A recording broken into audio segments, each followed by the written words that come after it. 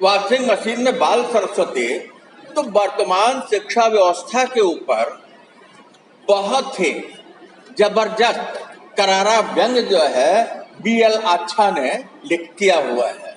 वो कहते हैं कि ऐसा है कि हमारे यहाँ बच्चों को, जो नौनिहाल हैं, नन्हे बच्चे हैं, उनका जो पब्लिक स्कूलों में एडमिशन कराना, इंग्लिश स्कूल, ठीक है, प्राइवेट स्कूल, और उनके शिक्षा व्यवस्था की जो बदतर स्थिति है उसके ऊपर प्रहार करते हुए ये कहते हैं कि राजकुमार सिद्धार्थ, नाम सुना है? गौतम बुद्ध का नाम सुना है कि नहीं? महाराजा शुद्धोधन के पुत्र।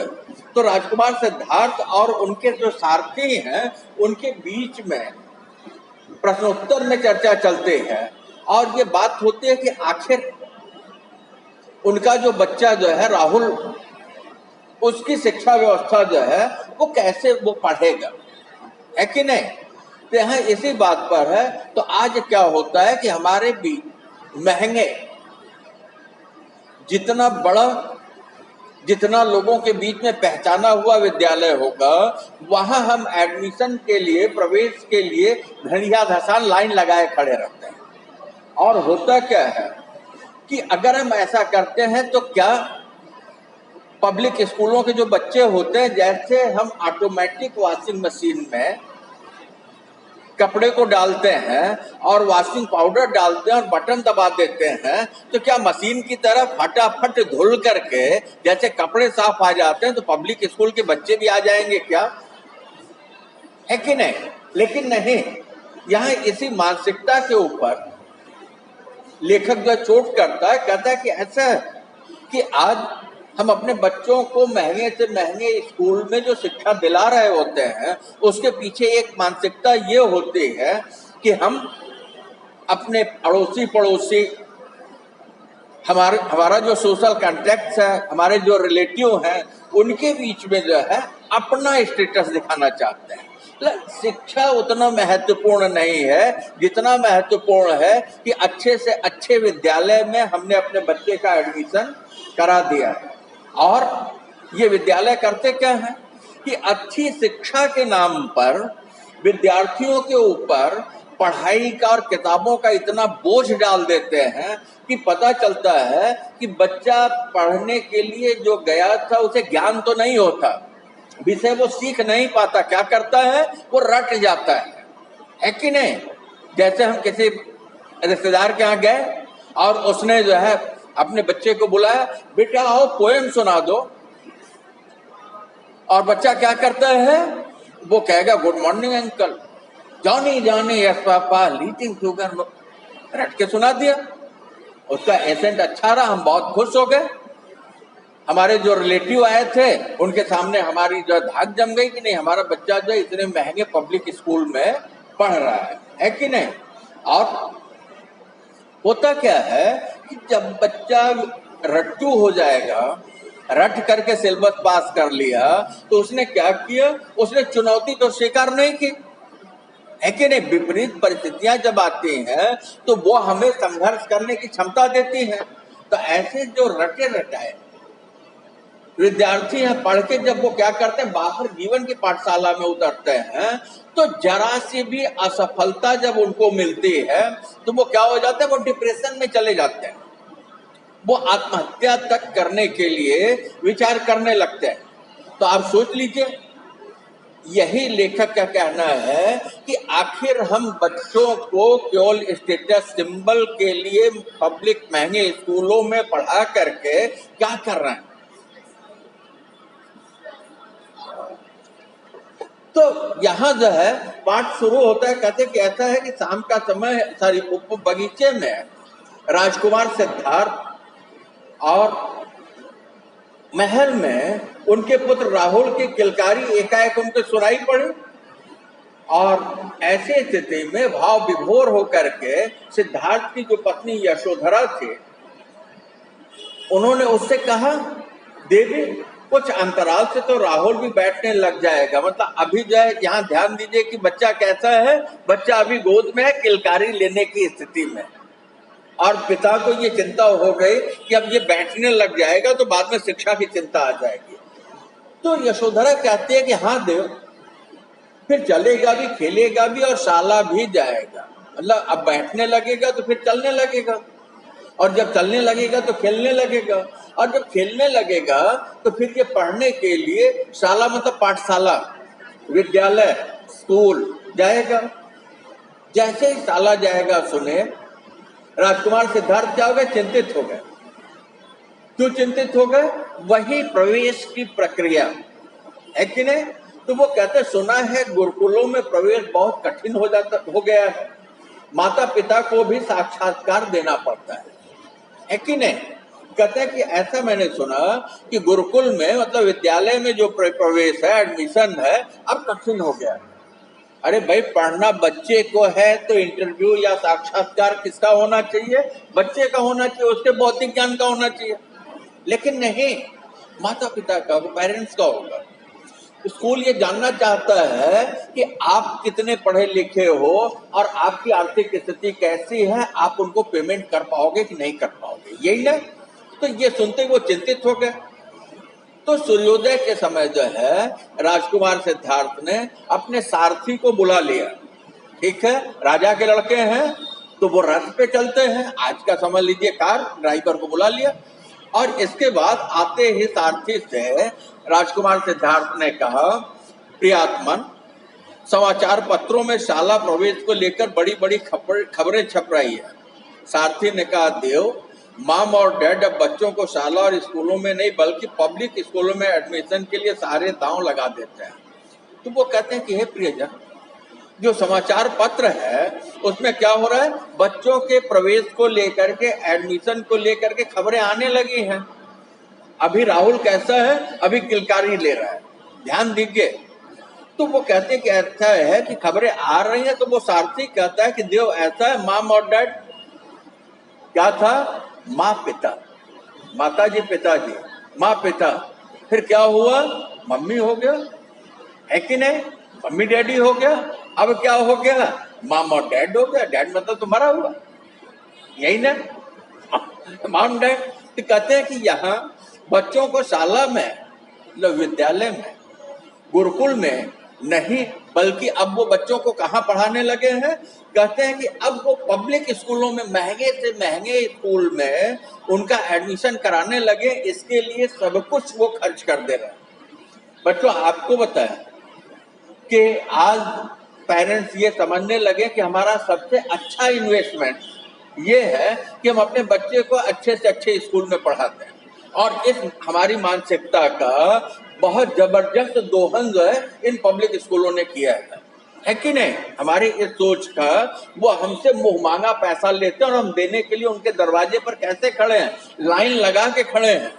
1 मिनट सोचने की फुर्सत नहीं। इंटरव्यू के लिए गए, आपसे बात किए, बोले कि तुरंत फाइनल कीजिए, चेक दीजिए, नहीं तो दूसरा खड़ा है कि नहीं?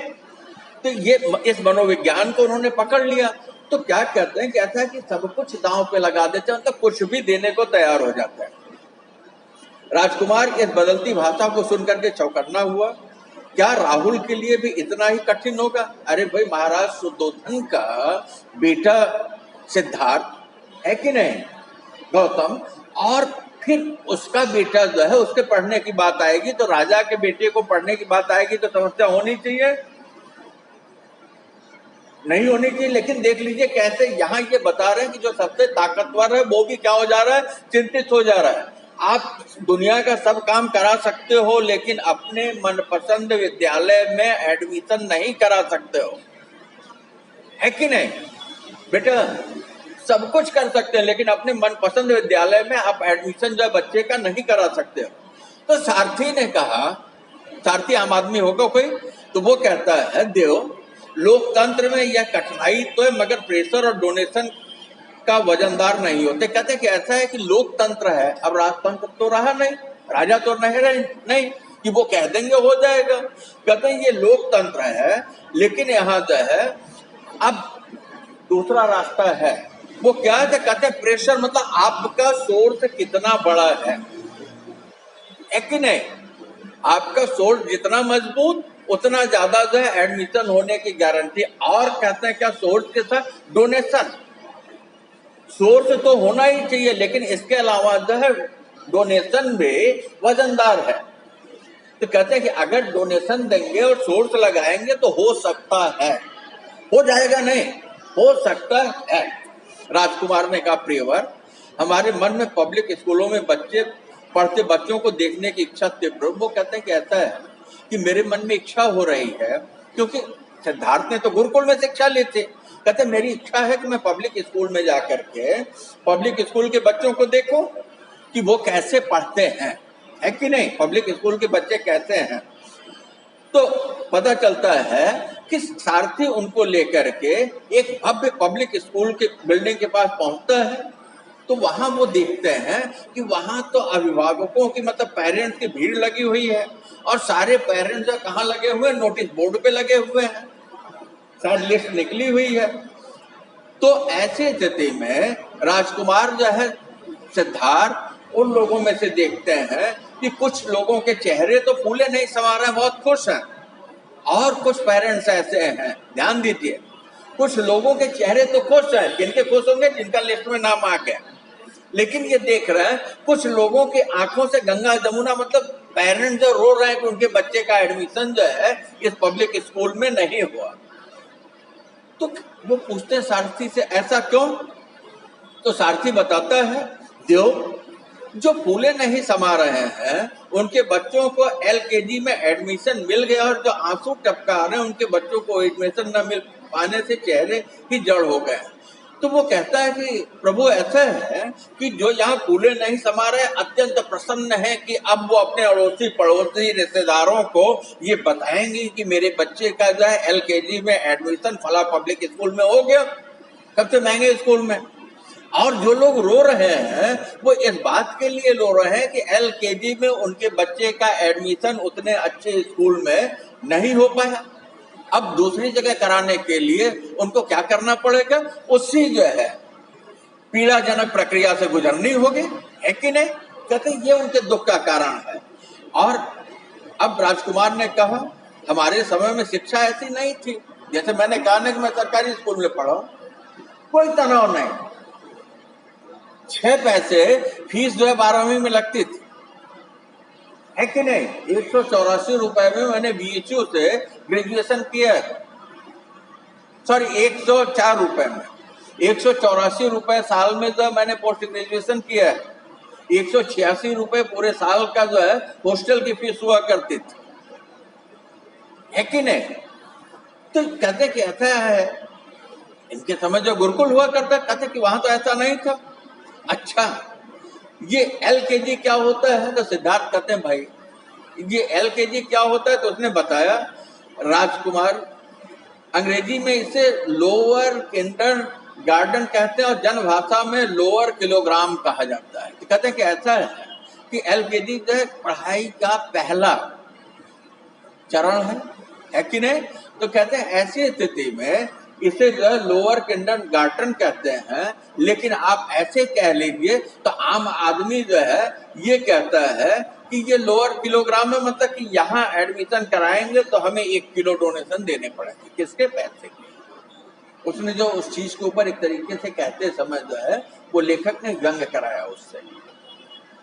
तो राजकुमार सस्मित होकर, सस्मित मतलब कि चेहरे पे थोड़ी सी आश्चर्य की बात आई कि ये क्या होता है भाई, क्या शिक्षा भी यहाँ वजन से मिलती है। सारथी ने कहा हाँ देव, तीसरा साल पूरा होते होते बच्चों के कंधों पर वस्तुओं का किलोग्राम वजन लटक जाता और होता है, और पास होते ही वे यूकेजी अर्थात अपर किलोग्राम में आ जाते हैं। कहते हैं अब ये जो आम आदमी की भाषा में बोला था कि लोअर किलोग्राम, तो कहते हैं कि ये एलकेजी में जब जाता है बच्चा, तो जैसे ही शिक्षा शुरू होती है, पढ़ाई शुरू होती है, क्या होता है उसके किताबों का वजन बढ़ जाता है कि नहीं। टिफिन आ जाएगा, पानी की बोतल आ जाएगी, बैग आ जाएगा, और इसके बाद जो 3, 4, 5 बुक्स आ जाएगी। अब बच्चा लोअर केजी में है, यही ना। तो कहते हैं और जैसे ही बच्चा जब 3 साल का हुआ कि उसके किताबों की संख्या और बढ़ गई, मतलब जैसे जैसे क्लास बढ़ेगा वैसे वैसे किताबें बढ़ेंगी, और जैसे जैसे जो है वो किताबें बढ़ेंगी, मतलब क्या, LKG से जब UKG में आएगा, मतलब अपर KG में आएगा, तो क्या होगा, कहते हैं उसको अपर किलोग्राम कहते हैं। तो राजकुमार कहते हैं सिद्धार्थ की क्या, उत्तीर्ण होते ही मतलब पास होते ही पुस्तकों का वजन बढ़ता है? तो सारथी कहता है कि देव, क्लास की तरक्की से पहले बस्ते की तरक्की हो जाती है। मतलब क्या होता है कि हम एक क्लास पास किए तो दूसरी क्लास में जब हम गए तो किताबें बढ़ गई, है कि नहीं? तब राजकुमार के भीतर राहुल के स्कूली भविष्य जो है उसकी चिंता तैरने लगे कि आखिर नन्हा सा राहुल अपने कंधों पर इन वस्तुओं को लाद करके कैसे जाएगा। बात पूरी हुई, एडमिशन की प्रक्रिया देखा, मतलब माता पिता तुरंत चिंतित हो गए। अब कहते हैं राजकुमार सारथी से कि ऐसा है प्रियवर, हम किसी स्कूली बालक के बस्ते और दिनचर्या का निरीक्षण करना चाहेंगे। वो कहते हैं कि ऐसा है कि मैं देखना चाहता हूँ कि कोई बच्चा कैसे पढ़ता है, दैनिक क्रिया क्या है, और कितनी किताबें हैं। तो वो कहते हैं सारथी उन्हें जो है विद्याधर भट्ट जो है एक अध्यापक उनके घर लेके जाते हैं, और जब वो वहां पहुंचते हैं तभी आटों से ज्यादा उनका पुत्र भारी भरकम वस्त्र लिए लथपथ होकर प्रवेश किया। मतलब ये विद्याधर के घर लेके जब गए तो पता चला उसी समय संयोग से उनका बेटा कहाँ से आ, पब्लिक स्कूल से लौटा, और जब लौटा तो उसके पीठ पर क्या था, भारी वस्त्र था। इतना वजन होता है कि बच्चे उठा नहीं पाते, किसी को छोड़ने जाना होता है और किसी को ले आने जाना होता है कि नहीं? जो स्कूल की बस होती है उसमें बच्चों को कैसे लाद के लेके जाते हैं। जब बच्चा बस से उतरता है और उसमें बैठा हुआ कंडक्टर उसके पीठ पे उसका बैग लादता है और पानी की बोतल पकड़ाता है, और बैग जो है वो पता चलता है बस से उतर करके पास में घर जाने में बच्चा जो डगमगाता हुआ जाता है कि नहीं? ये बताओ, उतनी किताबों को छोटा बच्चा पढ़ पाएगा? मतलब किताबों का वजन बढ़ता जा रहा है। तो कहते हैं अब वो आया और घर में प्रवेश करते ही बस्ते को गिराया और बिस्तर पर लेट गया। मतलब क्या, एकदम थक गया। राजकुमार ने बच्चे की पीठ को सहलाया, तो जब उन्होंने देखा पीठ सहलाते हुए तो उसके पीठ पर बस्ते के निशान है। मतलब इतनी किताबों का बोझ था कि जब बोझ उठाए नहीं उठेगा तो वो दबाव देगा। कहते वो निशान दिखाई पड़ा। तो वो कहते इतने कोमल कंधों पर इतना वजन। कहते बताओ, ये छोटा सा बच्चा, इसे अभी खेलने के दिन है, ध्यान दीजिए, इसे खेलने के दिन है, लेकिन अब क्या कर रहा है, वो खेलने खाने के दिन में इतना वजनी बस्ता लेकर के पब्लिक स्कूल में पढ़ने के लिए जा रहा है कि नहीं? तभी भीतर से गृहिणी की आवाज आई। अल्लाह की ये जो विद्याधर भट्ट हैं उनकी पत्नी ने आवाज क्या दिया, राखी जल्दी से खाना खा लो, फिर होमवर्क कंप्लीट कर डालो, आधा घंटा खेल लेना, फिर तुम्हें ट्यूशन पॉइंट जाना है। ध्यान देना, हमारे यहाँ बच्चों का जो नाम रखा जाता है किसके ऊपर रखा जाता है? देवताओं के नाम पे, यही ना? अच्छे अच्छे नाम रखे जाते हैं। लेकिन आज कैसे नाम रखे जाते हैं? राखी, जॉनी, टोनी, है कि नहीं? इस टाइप के नाम रखे जाते हैं। तो यहाँ देख लीजिए कि स्टेटस सिंबल की जो स्थिति आई कि नाम भी जो है वैसे ही होने चाहिए जो कि लोगों के ऊपर अलग सी छाप छोड़े। तो अंदर से माँ बोलती है, मतलब उसको भी इतनी फुर्सत नहीं, वो कहती है राखी ऐसा है कि तुम जल्दी से खाना खा लो। अरे थका बच्चा आया, आराम करे फिर खाएगा। कहते जल्दी से खाना खा लो, और खाना खाने के बाद क्या करो, आराम नहीं करो, कहते होमवर्क कंप्लीट कर लो, और होमवर्क कंप्लीट करने के बाद कहते आधे घंटे खेल लेना। खेलने का कोई समय निश्चित होता है? लेकिन यहाँ देख लीजिए उसके लिए भी टाइम टेबल दिया जा रहा है, और बच्चे से कहते हैं कि इसके बाद आधे घंटे खेलने के बाद तुम्हें क्या करना है, तो ट्यूशन पॉइंट जाना है। एक स्कूल से आया, खाना खाओ, होमवर्क करो, फिर इसके बाद खेलो, फिर ट्यूशन पॉइंट। मतलब शुरू से सुबह से लेकर के शाम तक का प्लान आ गया, योजना आ गई। बच्चे के का जो बाल मस्तिष्क है उसका विकास स्वाभाविक हो पाएगा, नेचुरल ग्रोथ होगा, स्वाभाविक विकास होगा मस्तिष्क का। अरे भाई वो तो स्कूल की पढ़ाई, होमवर्क, ट्यूशन, इन सारी चीजों के बीच में उसकी स्थिति कैसी होगी, पिसने किसी होगे, है कि नहीं। ट्यूशन नहीं किया तो टीचर डांटेंगे, अगर ट्यूशन पॉइंट नहीं गया तो वहां डांट पड़ेगी, मम्मी से डांट पड़ेगी, तो राजकुमार हतप्रद रह गया। अरे अभी तो इतना सारा पढ़कर आया है और फिर इसे पढ़ने। आर्यभट्ट ने कहा हाँ यह सब अंग्रेजी वाले सर के यहाँ जाएगा। सारथी ने कहा इतना ही पर्याप्त नहीं है। राजकुमार ने चकित होकर पूछा फिर। तभी आर्यभट्ट बोले देव पुत्र को कथक क्लास भी जाना, लौटकर कंप्यूटर क्लास में भी जाएगा।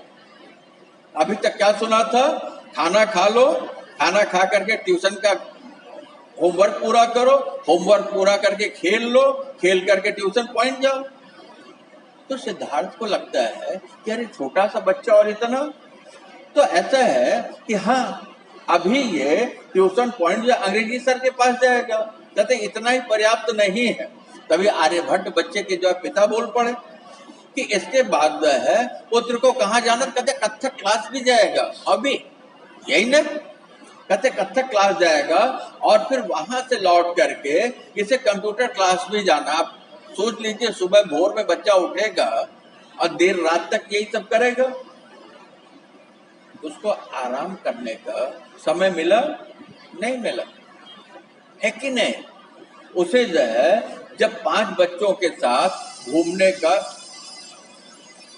10 मिनट बाकी है, 5 बच्चों के साथ घूमने का, धमाल करने का अवसर मिलेगा, तो ऐसी स्थिति में उसका विकास होगा, है कि नहीं।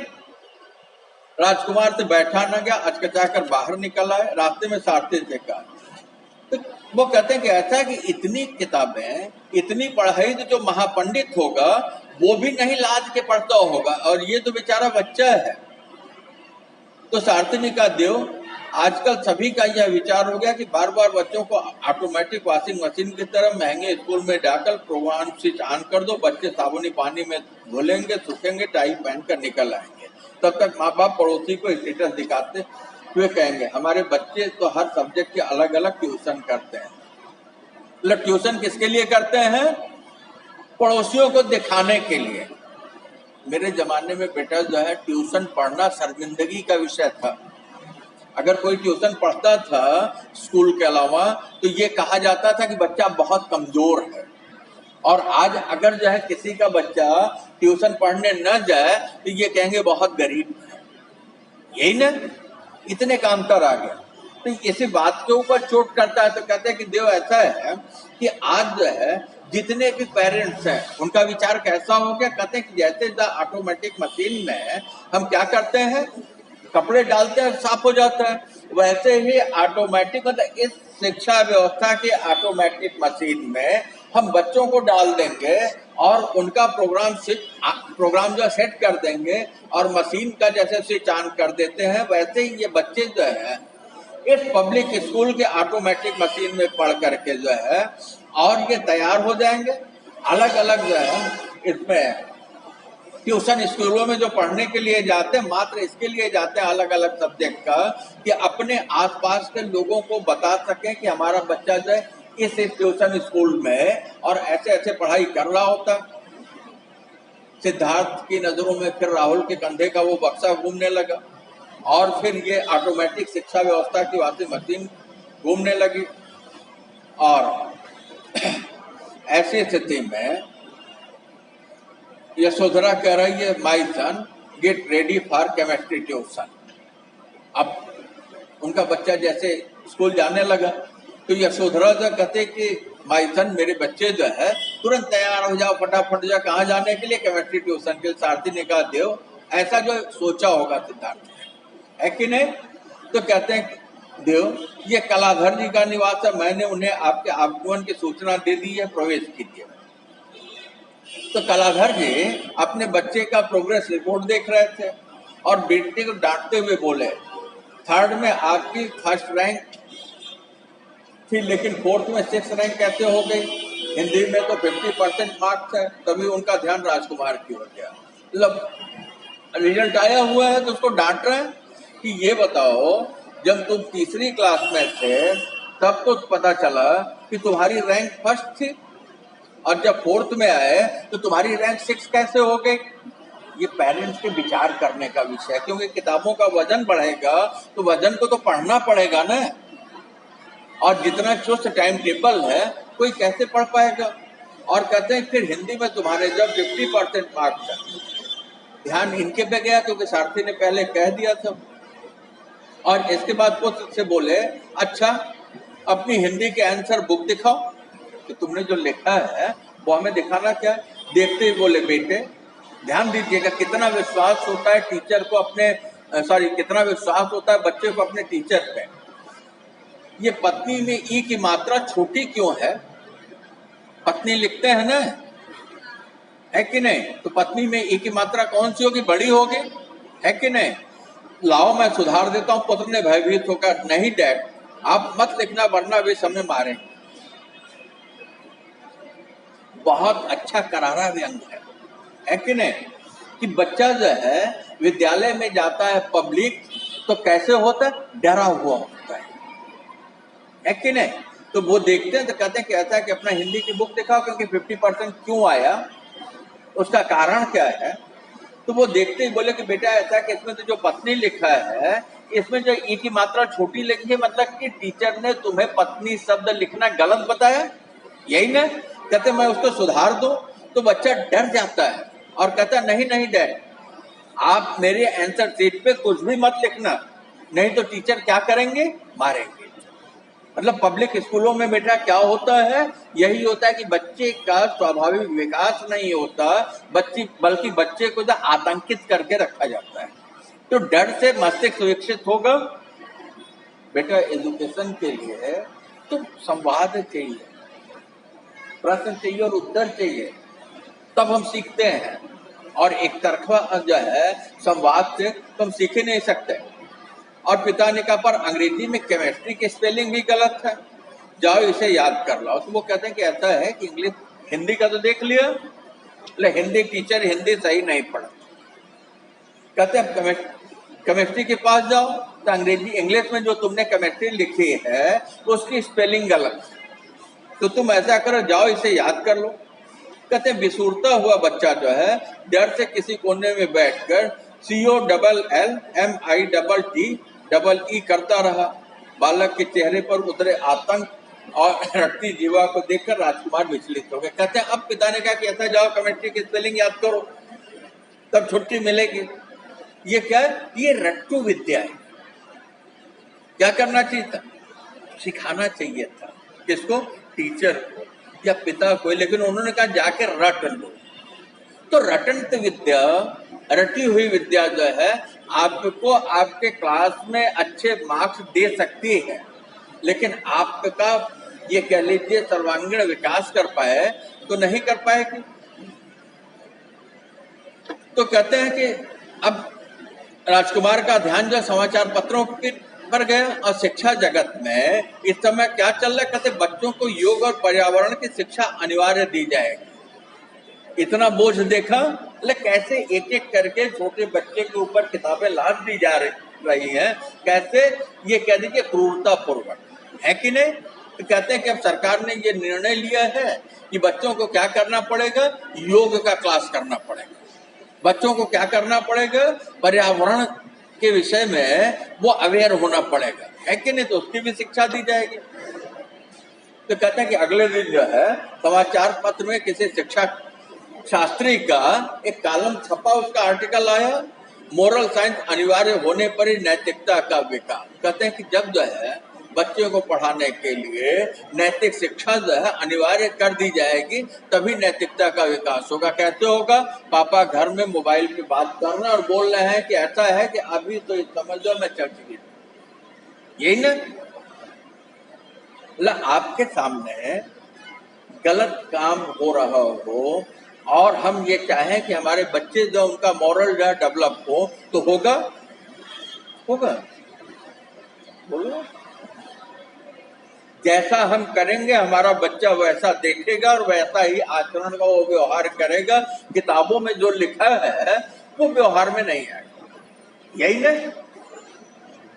हम पढ़ा रहे हैं बच्चे को सदा सच बोलो, सारे नोट तैयार रखो, लेकिन सदा सच बोलो, लिखने से नहीं होगा। क्या होगा? सच बोलने का वातावरण होना चाहिए, है कि नहीं? तो यहाँ ये कहते हैं कि ऐसा है कि नैतिकता के विकास के लिए जो है मोरल एजुकेशन बहुत जरूरी है।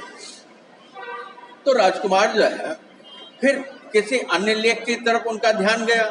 तो अभिव्यक्ति के लिए चित्रकला का विकास जरूरी है। मतलब जो जो कुछ सोच रहा है वो एजुकेशन व्यवस्था में लागू कर दी जा रही है और उसकी किताब बच्चे के कंधे पर आ जा रही है कि नहीं? कहते हैं अब राजकुमार को लगा ये जो स्कूल है, वर्तमान शिक्षा व्यवस्था है, ये कैसी हो गई? कहते हैं इससे रोगी हो गई है। और हर डॉक्टर जैसे रोगी के पास आता है हॉस्पिटल में तो क्या करता है? रोग तो एक होगा, अलग अलग डॉक्टर आएंगे और सारे डॉक्टर अपने व्यू से रोगी को देखेंगे और एक इंजेक्शन या एक दवा दे देंगे। सारी दवा, बेटा ध्यान दिया, सारी दवा रोगी के शरीर में जा रही है। तो अब सवाल इस बात का है कि जैसे आंख वाले ने आया तो आंख के हिसाब से दवा दे दी, पेट वाले ने आया तो उसके हिसाब से दे दिया, न्यूरो वाले ने आया तो न्यूरो के हिसाब से दे दिया। तो जब उसके शरीर में जाएगा तो इन दवाओं का क्या रिएक्शन होगा, इसको उन्होंने ध्यान नहीं दिया। क्या होना चाहिए था? ध्यान इस पे देना है कि बच्चे में क्या स्किल है, बच्चा कितना वजन उठा सकता है शिक्षा का, है कि नहीं? तो राजकुमार ने पूछा इतने बोझ, इतने ट्यूशन से ये बच्चे चिड़चिड़ा नहीं जाते? तो सारथी कहता है देव, कंपटीशन का दबाव इतना है कि पिछड़ जाने पर विकसित देश में बच्चे आत्महत्या कर लेते हैं। हाँ, भारत में परीक्षा के पहले मंदिरों में संख्या बढ़ जाती है, रिजल्ट आने पर कुछ बच्चे नदी में छलांग लगा लेते हैं। तो सारथी क्या कहता है? कहता है कि राजकुमार ऐसा है, आज जो है कंपटीशन का समय है, प्रतियोगिता इतनी ज्यादा है कि बच्चे जो है क्या करते हैं? पिछड़ जाने के डर से आतंकित रहते हैं। और जो विकसित देश हैं वहां के बच्चे तो इतने डिप्रेशन में आ जाते हैं, इतने दबाव में आ जाते हैं इस शिक्षा व्यवस्था के कारण कि वो तो सुसाइड कर लेते हैं, आत्महत्या कर लेते हैं। और भारत में क्या होता है? कहते हैं कि भारत में हमारे यहाँ ये होता है कि थोड़े से संस्कार हैं तो परीक्षा के समय जो बच्चे कहाँ चले जाते हैं? मंदिर जाने लगते हैं, भगवान भरोसे, भगवान पास करेंगे। इतनी किताबें, इतना बड़ा सिलेबस, इतनी व्यवस्था। तो कहते हैं कि ऐसी स्थिति में बच्चे जो है नदी में छलांग लगा लेते हैं, मतलब कि आत्महत्या कर लेते हैं, है कि नहीं? तो राजकुमार विकल हो गए, क्षण मात्र के लिए वे ठहर नहीं पाए। अब सीधे अपने पिता के पास मंत्रणा के लिए गए और राजकुमार की मुखमुद्रा से महाराज को, शुद्धोधन को पूछा, महाराज मैं स्कूली बच्चों के कंधे पर पड़े भारी भरकम वस्तुओं को देखा, चकरी की जगह ट्यूशन के लिए भागते दौड़ते बच्चों की व्यथा में अहम है, पिछड़ जाने पर बच्चों द्वारा आत्महत्या के समाचार भी मैंने देखे। क्या यही शिक्षा का सच्चा विकास है? बीच में शिक्षा अमात्य ने कहा। राजकुमार खिन्न हो, तभी राजकुमार ने बात काटते हुए, भले ही बच्चों से मुस्कुराहट छिन जाए, भोलापन हो और बचपन निगल लिया जाए। तो अपने पिता से कहते हैं कि ऐसा क्या यही वर्तमान शिक्षा व्यवस्था है? क्योंकि वो तो राजा है ना। कहते हैं कि यही शिक्षा व्यवस्था है कि बच्चों को क्या किया जाए, उनके कंधे पर किताबों का बोझ लाद दिया गया, ट्यूशन के वो चक्कर काट रहे हैं। अब ऐसी स्थिति में बच्चा कहीं पिछड़ न जाए, इस दबाव में रिजल्ट आने पर आत्महत्या कर लेता है। तो क्या ये उचित है? बच्चों का इससे विकास होगा? तो बीच में ही जो शिक्षा मात्र शिक्षा के मंत्री हैं उन्होंने कहा कि राजकुमार आप खिन्न न हो। तो राजकुमार कहते हैं कि ऐसा कि भले ही बच्चों के चेहरे से उनकी मुस्कुराहट छिन जाए, लेकिन क्या हम जो है उन्हें इस तरीके से शिक्षा के नाम पर दुखी कर सकते हैं? अगले लेक्चर।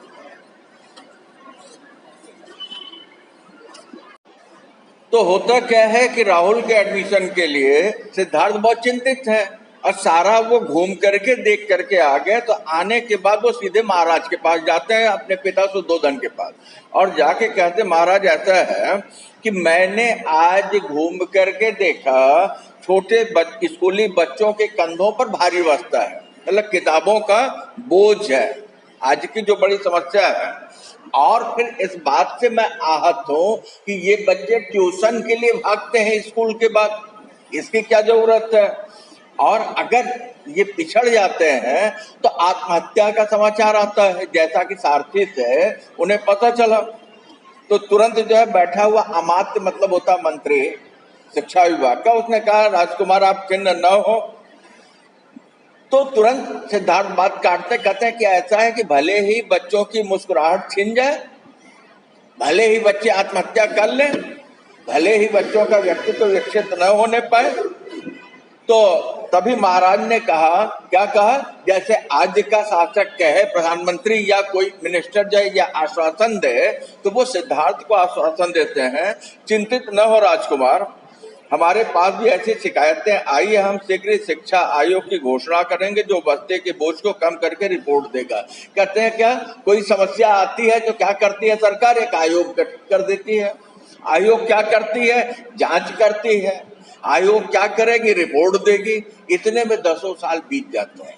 मतलब जो समस्या है वैसी बनी रहेगी तो कहते हैं हाँ मुझे भी खबर लगी थी, अरे खबर लगी थी तभी आयोग गठित कर देना चाहिए था। आयोग की रिपोर्ट आ गई होती, किताबें कम हो जाती, कोचिंग सेंटर में बच्चों को नहीं भागना होता और कहीं अन्य जगह जो परेशान नहीं होना होता, है कि नहीं।